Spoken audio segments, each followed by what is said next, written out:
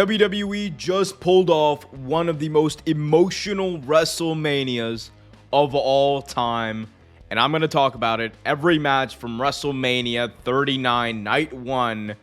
Before I do, though, please be sure to hit that like button, subscribe, and hit that notification bell so you get notified whenever a new video is released. WrestleMania 39 was a trip. It was an emotional one. It was, night one, I should say. We still have night two to get to, obviously, but night one was an emotional journey, and it saw some of, I think, the best storytelling in WrestleMania matches we've ever seen, and one of the best championship matches we've ever seen in Rhea Ripley versus Charlotte, which I will talk about later on in this review. But overall thoughts, going into night one, I felt a little weird about Austin Theory and John Cena opening the card. I thought that, given the fact that they were probably going to go with Austin Theory winning over John Cena, I thought that it might start the night off in a weird way. It might cause people to maybe want to tune out or whatever, but I think they really saved themselves with some banger matches throughout. If I had to rate this on a scale of 1 to 10, this is a 9. This is a 9 show. It's a great show, and I want to be clear about that. I thought the two matches that really stood out to me again were the SmackDown Women's Title match and the Undisputed World Tag Team Championship match. Anyway, let's get started. First match on the card was Austin Theory versus John Cena, the 16-time champion, trying to capture the United States Championship one more time in his career. Austin Theory came out first, and usually when the champion comes out first, not a great sign. However, as we later on found out, guess not. But I want to talk about one thing here, John Cena's entrance. So we've seen a lot of cool entrances in WWE history. We've seen, the big pomp and circumstance around The Undertaker's entrance. We've seen Triple H make a big deal coming down on his little tricycle, all that stuff, and that's great. For me, this has to be one of my favorite entrances of all time. John Cena came out with a group of Make-A-Wish kids that their wish was to go to WrestleMania, and not only were they able to go to WrestleMania, they were able to join John Cena for his entrance at Mania.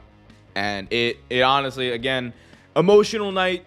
I was a tearjerker for me, guys. I'm sorry. And I thought it was really cool. One of the coolest entrances you'll ever see. The match itself was decent. I think it was an okay, fine opener. You were waiting for them to really go into the finishing sequence, basically. It was a lot of headlocks, a lot of waiting, a lot of how do we get to the next spot? How do we kill time? And, that's not my style, and I totally get it. But once they got down to business, I thought that it was pretty good. I thought that John Cena, when he goes for the 5-knuckle shuffle, connects, goes to hit the attitude adjustment. Once that happens, Austin Theory kind of wiggles his way out of it, but in doing so, he hits the referee, and the referee goes down, which allows Austin Theory to do exactly what he's doing right here, and that is hit a low blow on the man that you cannot see. Austin Theory then hit an A-Town down, 1, 2, 3. He beat John Cena at WrestleMania in 11:20, and we are going to have to hear about it for the next forever, because Austin Theory would be like, yeah, I am the next John Cena. Look at what I did. And that's fine. I just wish it was a better match. And that's just me. It was fine. Don't get me wrong. It wasn't a bad match by any means, but you're trying to get this guy over with the fans. You're trying to get this guy over as a legitimate threat. They've done a good job, I think, with this character change.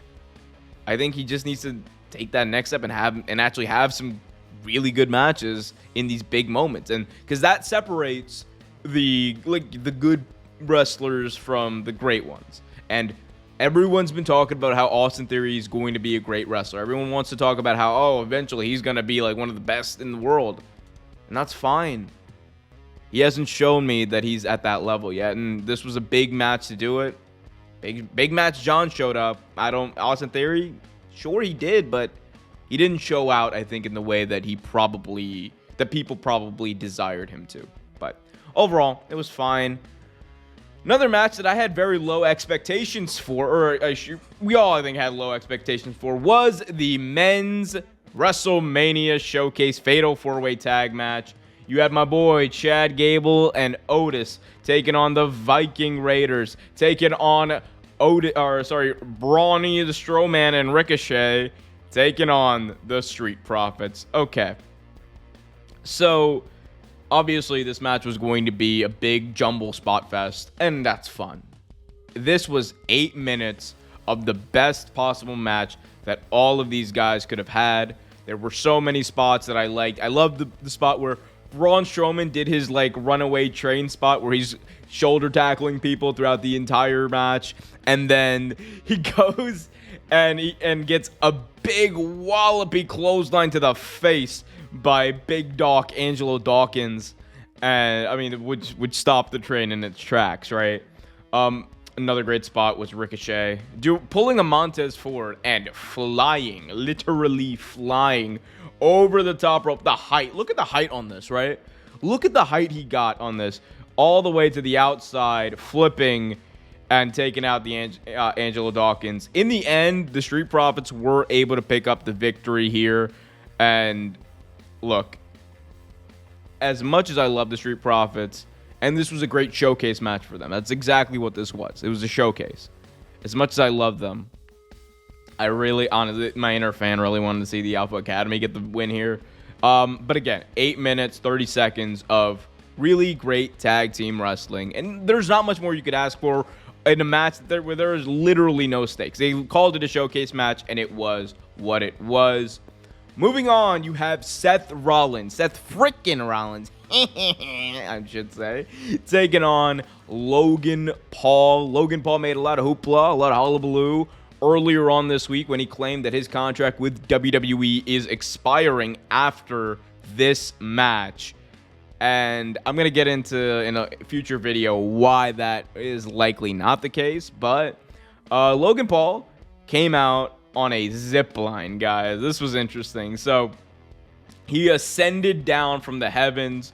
Boos rained down the entire stadium at SoFi Stadium. It was pretty funny, honestly. I thought that, I honestly thought that the entrance couldn't get any better. I was like, oh, okay, this is actually a pretty cool entrance. And then the dude comes out with a giant Prime bottle, a 6-foot tall Prime bottle. Look, I am not a big fan of Logan Paul, the person. I ain't gonna hold y'all. But that is hilarious. It's just, you just can't deny how funny that is. My dude came out, you know how the Usos came out to all those little pancakes or whatever, the little pancake. This is like that, but funnier because it's just so ridiculous. The branding is so on point, it's so on the nose that it's hilarious. So I thought it was pretty funny. Seth Rollins, for what it's worth, came out wearing whatever the hell this was. This is ridiculous. Seth Rollins, when you think his outfits can't get any more ridiculous, he ups the ante. And I mean, look, it's a fashion statement. I will say that much. Damn. Moving on though, these two had a belter of a match. Logan Paul showed off exactly why I think he's one of the most talented in-ring performers out there today.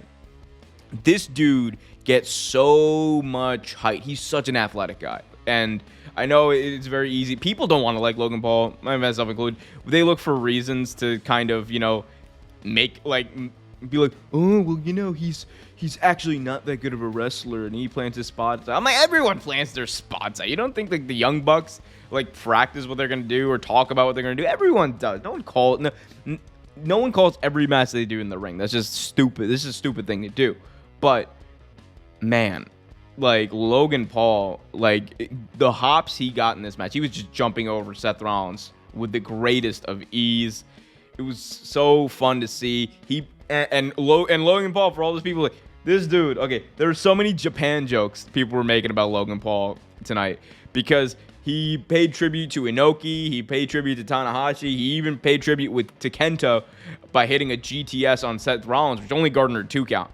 A lot of false finishes in this match, by the way, which I, for one, enjoyed. However, all that pales in comparison to the spot of the match where it was revealed that the Prime Bottle, who, by the way, was at ringside the entire time, the Prime Bottle was actually KSI the whole time. And KSI and Logan Paul set up Seth Rollins for this spot. It's very similar to Logan Paul's spot at Saudi Mania, where he did the flying elbow through the table from the top rope.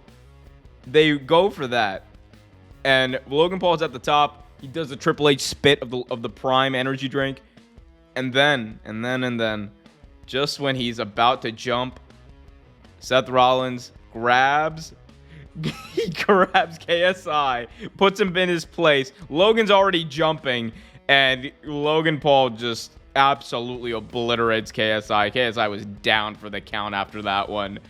They get back into the ring. They have a little bit of a sequence. Logan, I think, went for the GTS one more time. He could not connect. And then Seth freaking Rollins hit him with that curb stomp. 1, 2, 3.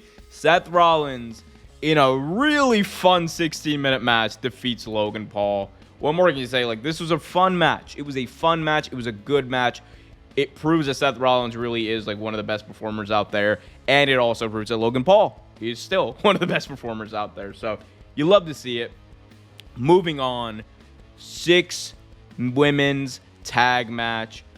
I never thought I'd be able to say that this would happen, but you had on one side, Damage Control, Bayley, Dakota Kai, and Io Shirai taking on Trish Stratus, Becky Lynch, and Lita. Bruh, when did we ever think that this was possible? That you would be able to have Becky Lynch, Trish Stratus, and Lita on the same team, while 2 of them are the women's tag team champions right now. It's nuts to even think that this was possible. It's even crazier to think that we got this in 2023. And the wildest thing about all of this, Trish Stratus' outfit is a callback to her WrestleMania 21 outfit that she had the last time WrestleMania was in Hollywood, which was 18 years ago. We are all old as hell, my friends. But this was, again, a very fun match. I put it at the same level, I think, as the Rollins-Paul match. A lot of fun spots. A lot of suicide dives in this match, too. Becky Lynch did not do that. She did a lot of baseball slides. There was this one really cool spot where Dakota Kai goes for, I think, a top rope moonsault, but instead, Becky Lynch and Lita, I should say, help Trish Stratus. Like, I don't even know how to explain this. Dakota Kai's on the top rope. Becky Lynch and Lita help Trish Stratus elevate herself so that she can deliver a head scissors, which knocks Dakota Kai off the top rope, down onto the outside of the ring, onto Bayley and Io Sky. It was cool. Go watch the match if you haven't already. That was the spot of this match by far. I loved it. This was, again, fun match. Finishing sequence. Everybody hit their moves on everybody. Lita hit the Twist of Fate. Trish hit the Stratisfaction. And the ending, again, really cool. Bayley goes for a Bayley to belly on Becky Lynch from the top rope, which Becky reverses into a manhandle slam. 1, 2, 3.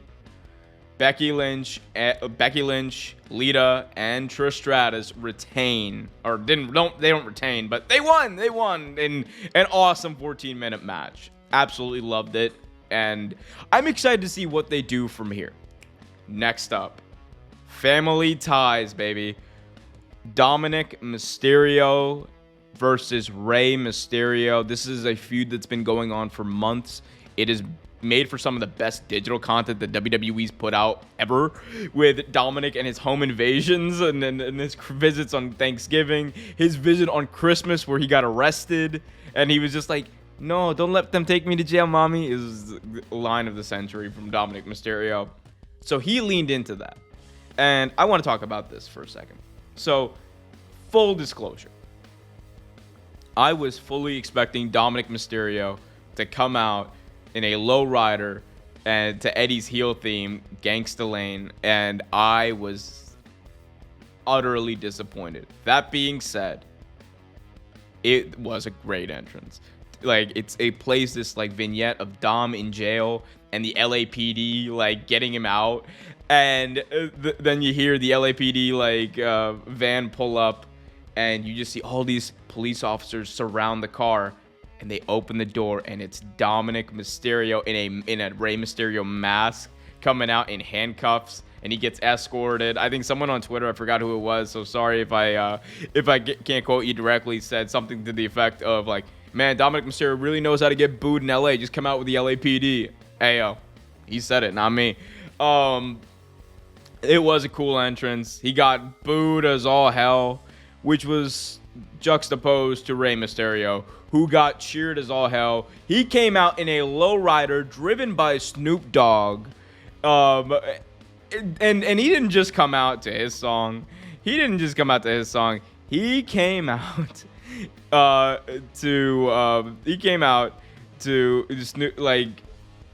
Eddie Guerrero's theme, like his regular theme, the Viva la Raza, Lie, Cheat, and Steal. Amazing.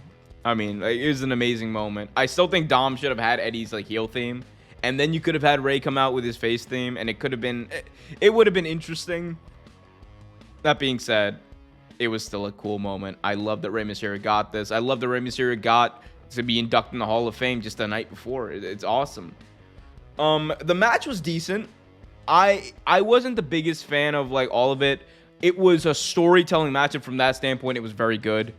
The spot of the match, arguably one of the spots of the night, was Dominic Mysterio in a very vulnerable position where Rey Mysterio says, I'm sick of this kid, takes off his belt and starts whooping Dom. Crowd went unglued for it. It was cool. It was funny. It was very tongue-in-cheek. It was cool. It was a fun moment. I thought it was pretty fun. And then Dominic Mysterio, he ends up throwing a drink on his sister who's at ringside. Rey Mysterio did not take kindly to that. He pulverizes Dom. And then we saw both the Judgment Day, being Finn Balor and, almost called him Punishment Martinez again, Finn Balor and Damian Priest came out to Dom's aid, but they were thwarted by the LWO, Legado del Fantasma. Santos Escobar and company came out to the defense of Rey Mysterio, who they aligned with on SmackDown last night, to reform the LWO, the Latino World Order. It was cool to see them get a moment at WrestleMania, and a big-time moment as well. By the way, we didn't talk about this yet. One of the things that distracted me the most in this match, and one of the things maybe, and again, this might just be a me thing, one of the things I didn't really like were, this was a serious feud, right? This was a very serious feud that we were meant to think of as like an emotional moment for Rey, right? Bro, I can't take this seriously when they got freaking like, look at this. You see like the Cinnamon Toast, this match, by the way, was sponsored by Cinnamon Toast Crunch. Mo. What, like, it's too much. It's too much. It was on all the LED boards. It was on the apron. It was on, like, all the replay. It was too much. I was like, come on, guys. We can't be doing this. Finishing sequence of the match sees Dominic Mysterio pull out a chain, which goes to wrap around his fist to hit Rey. Bad Bunny, though, was, by the way, doing Spanish commentating for this match. Bad Bunny grabs the chain, says no, no, no. Rey hits a 619 frog splash, 1, 2, 3, defeats Dom. I know that like I said that this wasn't like a good like technical match, and it wasn't, but I enjoyed it. Like, that's the thing about this whole card, right? What were they all the greatest matches? Were they all great work rate matches? No, and they didn't need to be. They didn't need to be. This was a fun night of wrestling, and I think for me, right, I didn't get everything I wanted out of this match for Dom and Ray, to be honest, but even then, I still had a good time watching it. So, good match, good time. I'm glad Ray got that moment. We're going a bit out of order here. So, next after this was Rhea Ripley versus Charlotte Flair, but I want to get this out of the way. So, Miz came out with Snoop Dogg to announce this attendance figure, this alleged attendance figure. And I knew that they were going to work this attendance figure. I knew it, right? I was like already prepared for it. I was like, okay, so the arena, by the way, was set up for 66,000. That's the attendance. It was set up for 66,000. And I was expecting, okay, they're going to be like, okay, yeah, 75,000, blah, blah, blah. They really just wanted to pull a number out of their butt, didn't they? 80,400 and something is what came out of the Miz's mouth. I lost my shiznit. I was like, what? Whopper lie, the WWE. Oh, big time lie. WWE just told everybody. There ain't no way there were 80,000 people there. It was set up for 66,000. Set up for 66,000. They didn't even sell 66,000 tickets. I mean, they sold like 65,000, but still, like, come on. Hey, whatever. It's a very small pet peeve I have. I shouldn't care, but I do. I don't know why. I'm weird like that, guys. But if you're also weird like that, be sure to hit that like button, subscribe, and hit that notification bell. If you're not, do the same. Doesn't matter. So they announced the attendance figure. And then Miz announces that, like, nobody answered my open challenge because I'm the Miz and then Pat McAfee's music comes out. Michael Cole marks out. Corey Graves is scared for his job. And all the while, Snoop Dogg is left in the ring just being like, damn, this is funny. Like, Pat McAfee comes out, cuts a promo on the Miz, challenges him to a match. Miz relents and says, whoa. I might be the host of WrestleMania, but I can't make any decisions here. To which Snoop Dogg says, well, I'm also the host of WrestleMania, and I'm just going to make a decision. And he calls the referee down. The match starts, and Pat McAfee beats The Miz in 3 minutes. I think it was a fun match, a match that was needed in between two big-time, big fight feel title matches, the Rhea Ripley, Charlotte Flair match, and the Kevin Owens, Sami Zayn versus the Usos match. You needed something in between that to kind of just give people a little bit of time to gather their energy, maybe go get some Coke, go get something to eat, just calm down after those emotional matches, in between those emotional matches. So this was fun. It was light. Pat McAfee is not all elite. He is going to be in WWE for a while. And now, one of the two big main event matches of tonight, you had Rhea Ripley, the winner of the 2023 Women's Royal Rumble, competing for the WWE SmackDown Women's Championship against Charlotte Flair, the 13-time champion. Ooh, buddy, was this a really good match. This is, so in a weird way, this is one of those weird ways where WWE tells long-term storytelling where it wasn't intentional, obviously, but they did it regardless. 3 years ago at WrestleMania 36, which was the Pandemic Mania, one of the big matches was the Royal Rumble winner, Charlotte Flair, who challenged Rhea Ripley for the NXT Women's Championship, which Charlotte Flair won. And it was kind of and that's kind of what their feud's been. Like, Rhea says, I'm not the same person I was 3 years ago. I'm a different Rhea Ripley. I'm bigger, faster, stronger, mentally and physically. And she proved it tonight, people. These two went out there for 23 minutes and 35 seconds, to be exact, and put on one of the best title matches you'll ever see at WrestleMania. I was like here's the thing. The beginning was like, it was building up for a while, but once they got to the middle and the end, boy, oh boy, was this a great match. Charlotte Flair hits her top rope moonsault to the outside with perfection. The entire match was building up to Charlotte Flair trying to get the figure 8 locked in. Many times where she wasn't able to. And the one time that she was able to, Rhea Ripley immediately got to the ropes. And, finish of the match. Of course, Rhea Ripley won. Finish of the match. They're on the top rope. Charlotte is looking, I believe, to deliver a suplex to Rhea Ripley. But Rhea hits a top rope riptide. 1, 2, 3. Mommy is the new WWE SmackDown Women's World Champion, as you can see with this wonderful picture of her and Triple H.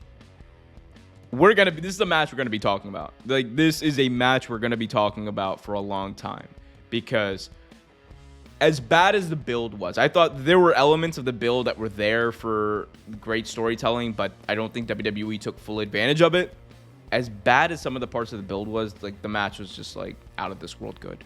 It was such a good match. And it's a testament to both of these women. It's a testament to everyone who put this match together. Like, this was great. And Rhea Ripley got her moment, like her big moment. It wasn't in the main event, and I understand that. I actually totally understand the sentiments that people have about this match not going on last, and it's a valid argument you can make, because they went out there and they tore the house down. But it was just great to see that. I mean, Rhea Ripley, like, just go back. Let's just go back real quick. The look how excited, that's what you want. That's what you want. You want that. It's just so cool. It's just so cool. Great match. 5 stars. 18 in the Tokyo Dome. Awesome. Speaking of awesome, it's time for the main event. The Usos defending their undisputed WWE World Tag Team Championships against Kevin Owens and Sami Zayn.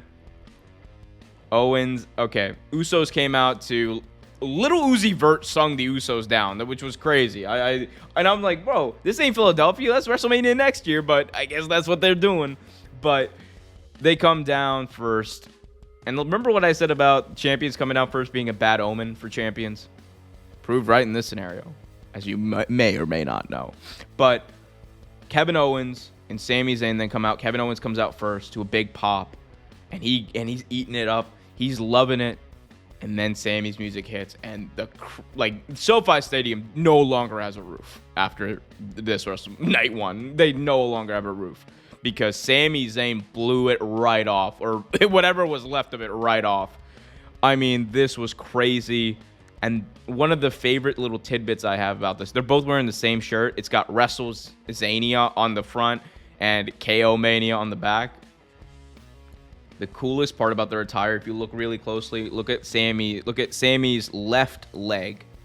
You see that little gold thing? It's got like his name written in Arabic on the bottom.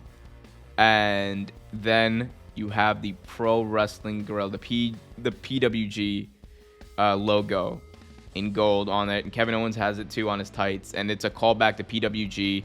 They talked about it afterwards how PWG and in Southern California had a monumental impact on their careers, and they wouldn't be where they were without PWG and everything they helped provide. So, I mean, obviously, like, it's a big callback for them. It's a big moment for them.